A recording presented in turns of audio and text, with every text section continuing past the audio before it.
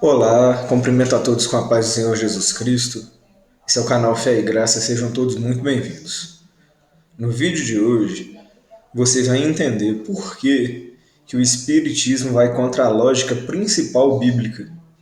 Eu não quero com esse vídeo ofender a fé de ninguém. Eu respeito a fé das pessoas, respeito a crença das pessoas que são espíritas, mas no vídeo de hoje estarei mostrando, né, que o princípio desta fé ele anula o fato mais importante bíblico para nós. Eu convido você a estar lendo comigo João capítulo 3, no versículo 3, que diz assim: Jesus respondeu e disse-lhe: na verdade te digo, que aquele que não nascer de novo não pode ver o reino de Deus. Disse-lhe Nicodemos: Como pode um homem nascer de novo sendo velho? Poderá, por acaso, tornar a entrar no ventre da sua mãe e nascer? Jesus respondeu: na verdade te digo, que aquele que não nascer da água e do Espírito não pode entrar no reino de Deus. E o versículo 6 para encerrar: O que é nascido da carne é carne, e o que é nascido do Espírito é Espírito. Muito bem. Jesus diz que aquele que não nascer de novo não pode ver o reino de Deus. É usado pela doutrina espírita de que a pessoa vai nascendo de novo após essa vida aqui, outras e outras vezes, até que ela venha, né, a evoluir de forma que ela não precise nascer mais. Ela venha passar por tudo que ela vai ter que passar para se purificar, né, para galgar uma posição de perfeição ou algo semelhante. Muito bem.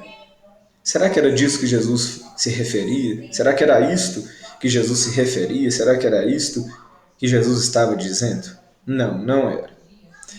Aqui é bem claro quando Jesus responde que aquele que não nascer de novo não pode ver o reino de Deus. E Nicodemos lhe faz uma pergunta: Senhor, por acaso uma pessoa, um homem, já sendo velho, pode entrar de novo no ventre da sua mãe e nascer? E Jesus responde que aquele que não nascer da água e do Espírito não pode entrar no reino de Deus. Essa água e Espírito não significa que nós iremos ganhar um novo corpo, para que o nosso espírito venha nascer novamente, como um ser humano aqui na Terra. Essa água e Espírito é um símbolo da purificação pela palavra de Deus, pela ação do Espírito Santo de Deus. E Jesus diz: o que é nascido da carne é carne, o que é nascido do Espírito é Espírito. Quando nós ouvimos o Evangelho, nós somos convidados por Deus a ser uma nova criatura, a mudar a nossa vida, a nos arrepender. Se nós fôssemos nascer em carne novamente, continuaríamos sendo carne. O que é nascido da carne é carne. O que é nascido do Espírito é Espírito. Então Jesus se refere a um nascimento espiritual, algo que ocorre no coração da pessoa, uma mudança interna. A Bíblia fala em Hebreus, capítulo 9, versículo 27, que aos homens está condenado morrerem apenas uma vez, vindo depois disso o juízo. Nós não passaremos pela morte várias vezes até nos purificar. Isso anula a ideia principal bíblica para a salvação. E qual é essa ideia principal? Está aqui no mesmo, João capítulo 3, no versículo 16. Diz assim: Porque Deus amou o mundo de tal maneira que deu seu Filho unigênito, para que todo aquele que nele crê não pereça, mas tenha vida eterna. Deus amou o mundo de uma maneira tal que deu seu Filho, para que todo aquele que nele crê não pereça, mas tenha a vida eterna. João 3,16.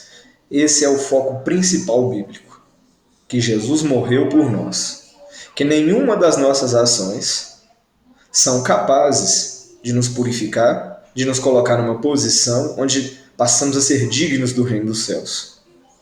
Nós só temos acesso a Deus, nós só temos acesso à vida eterna por causa do sacrifício de Cristo. É pela graça.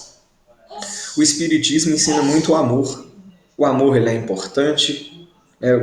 Várias pessoas espíritas são pessoas que ajudam o próximo, que ajudam as pessoas com obras sociais e até individualmente. E isso é importante. Jesus nos ensinou o amor. Não estou falando aqui contra, né? E não só o espiritismo, mas muitas religiões, né? Igrejas evangélicas, a igreja católica, praticam muitas obras de amor, de ajuda ao próximo. Isso é importante.